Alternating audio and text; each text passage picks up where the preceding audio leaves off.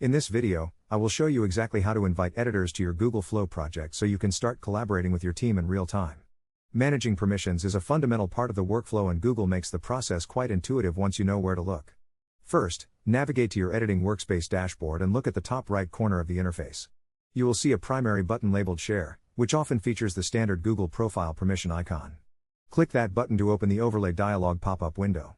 Once the window appears, you will see a specific field labeled Add People and Groups. This is where you need to type the email address of the team member you want to invite. After you enter their email, look immediately to the right of that field for a Permissions drop-down menu. Click this menu and select the editor role from the list of options. Setting them as an editor ensures they have the full ability to change content and adjust project settings alongside you. If you need to add multiple people at once, you can continue typing more email addresses before hitting the Send button. Once you have verified the settings, click the Send or Done button to finalize the invitation. Each person you added will receive a notification email with a link to access the project directly. This process keeps your project secure while ensuring your colleagues have the exact level of access they need to stay productive. I hope this guide helps you streamline your team coordination.